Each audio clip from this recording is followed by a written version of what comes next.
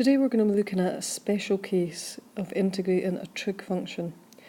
Now, to do that, we're going to think back to what we did when we differentiated a composite function that included a trig function. So this function here is the sine of 8x plus 3. Now, when we differentiated this, we learned to use the chain rule. And that meant that we differentiated the outside first, so sine differentiates to cos. We left the bracket alone, and then we multiplied by the derivative of what's inside the bracket. In this case, the derivative of 8x plus 3 is 8, so we multiply by 8, which gave us 8 cos 8x plus 3. Now, when we're integrating, we're undifferentiating. So we need to be aware of this and do the same in the reverse. We need to integrate the function leaving the bracket alone.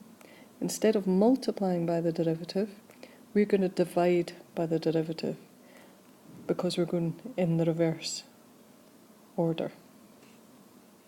Okay, first example on page 23, we're asked to find the integral of the sine of 4x plus 1. So we're going to integrate the outside. When you integrate sine, you get negative cos. We're leaving the bracket as it is. Now we're going to consider the derivative of what's inside the bracket.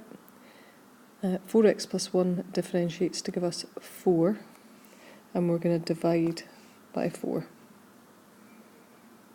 It's indefinite, so I have plus c.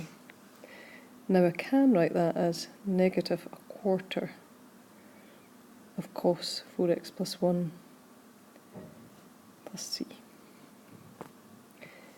Just be careful because we're integrating, but when we come to consider the inside bracket, we're differentiating because we're trying to undo what happened when we differentiated this function. Let's do the second example. Here we're asked to integrate the cosine of 3/2 of x plus pi over 5. Now this looks more complicated because there are fractions, there's pi, but we're just going to treat it exactly the same way.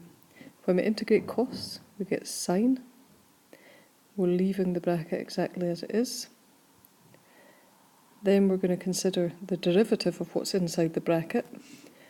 Now, 3/2 of x differentiates to give us 3/2. Pi over 5 is just a constant. The fact that it has pi in it doesn't change the fact that when we differentiate, that's going to disappear.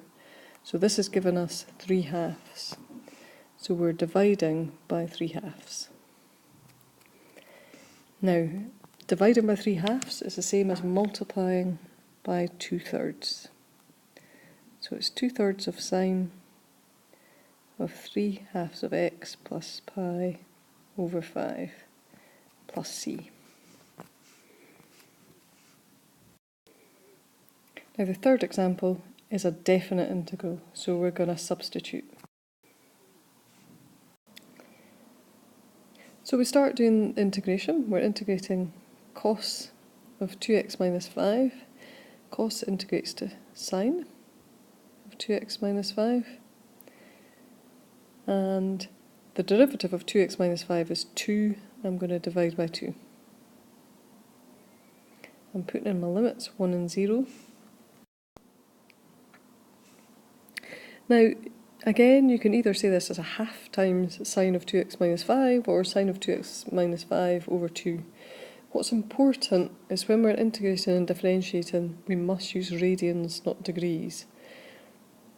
Now we'll see here when we substitute in, I'm going to have 2 times x, which is 1, so 2 take away 5, over 2. Subtracting the lower limit, the sine of 2 times 0, which is 0, take away 5, divided by 2. So I'm going to end up with the sine of negative 3 divided by 2, take away the sine of negative 5 over 2. Now I can see here at this point, these are not exact values. I'm going to have to use a calculator to get an answer for this. So the first thing you're going to need to do is make sure that you know how to change your calculator to radians instead of degrees, and at this point you're going to do that. And then we're going to work out how to put this into our calculator properly. Now I've got here a picture of what I see on my calculator when I've typed this in. So I've used the fraction button, and I've made sure that I've closed my brackets. Be really careful with this. When you press sign on your calculator, it automatically gives you an open bracket. When you're putting in the -3, make sure you use the negative button, not the minus button, and then make sure you close your bracket.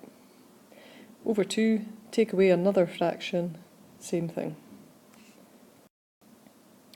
So this just goes into your calculator as it is, and you should get out -0.55.